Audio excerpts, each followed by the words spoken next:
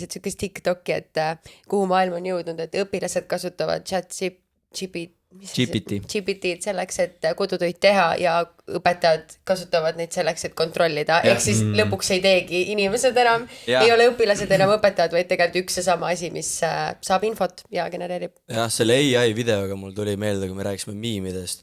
Hästi palju oligi see, kus vanu miime elustati mingil täiesti absurdsel moel. Vaata näiteks see, kus mees kõnnib enda naisega, vaatab selja taha teist naist. See ärkab ellu. Ja siis tuleb mingi muutuvad loomaks, mingi täiesti. Sellega saab sügedaid asju teha ja minu arust nagu sa välja tõid AI nagu koolides. Ma olen veits selle peale mõelnud ka, et nagu ja arutanud seda sõpradega, et seks ma arvan ikka täitsa pekkis olnud, kui see AI oleks olnud nagu minu kooli ajal. Ma oleks nagu selle master kasutaja olnud nagu, ma oleks nagu 100% seda kasutanud nagu väga suurel moel. Sellepärast ma mõtlengi nagu, et tänapäeva lapsed, neil ongi see võimalus ju praegu olemas.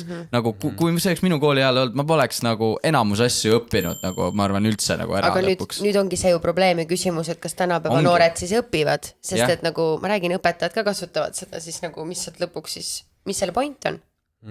Kuhu see viib meid? Kuhu see meie ühiskonna viib? Ja ongi täpselt nagu sa ütlesid, õpilased kasutavad seda, et kirjutada oma asju, nagu sa tõenäoliselt tegid just oma lõputööd, eks ole, kasutasid siis ChatGPT abi. Kas sa tohid seda öelda? Kurb oligi see, et kui ma hakkasin mõtlema, et ma peaks nüüd ise hakkama kirjutama, nii et ma loen raamatuid, vaatan artikleid ja ise hakkan teksti kirjutama. Oi, kui kaua oleks aega võtnud või? Jaa, aga kas sa tohid seda öelda praegu, et sa tegid oma lõputöö? Taanlased ei räägi eesti keelt. Okei, selge. Tal on safe, tal on safe.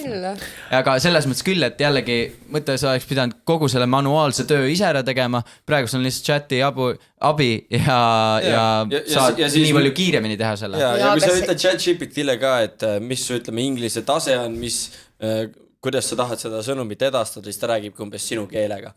Muudad see paar asja ära, ongi fine. Ja aga see õppimise point ju kaobki siis ära ju täiesti. See ongi see, et mul läks nii palju aega, aga see ongi see point, et sul läheks aega, et sa ise õpiks ja ise loeks. See oligi pärast, kui mõtlesin, ma peaks hakkama ise neid kõigi kiirutama, kus ma alustan?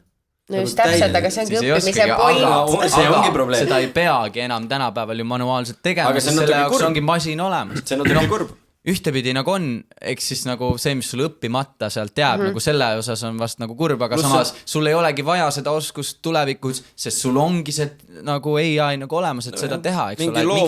Miks teha mingit manuaalset tööd, kui tulevikus niikuinii sa seda manuaalset tööd ei teeks, sest sul on see tööriist nagu olemas. Miks ehitada jalgratas, kui see on juba olemas? Aga teistpidi. Samal ajal siin ma räägiksin. Nii halb lihtsalt. Tubli töö. Samal ajal siin ma ütleksin seda, et nagu räägiks, ma arvan, vanem generatsioon vastu sellele, oleks see, et aga mis siis, kui see kõik ütleb üles üks hetk ja mitte midagi pole ja mitte keegi ei tea mitte midagi enam. Ja siis sa õpidki siis, kui sul seda actually vaja, seda oskust on, eks ole, siis sa pead õppima, eks ole, siis ei ole muud võimalust. Aga nii kaua, kuni meile on ju nii suured uued võimalused, siis loll on see, kes neid ei kasuta minu arust. Aga Jakob, sa rääkisid ka enne, et sa kasutad seda tänapäeval, nagu igapäevaselt suht palju on ja ChatGPT-d. Suht palju igast eri asjadeks, mis iganes ka creative ideede arendamiseks lihtsalt selles, et ta annab mulle mingeid X võimalusi, eks ole.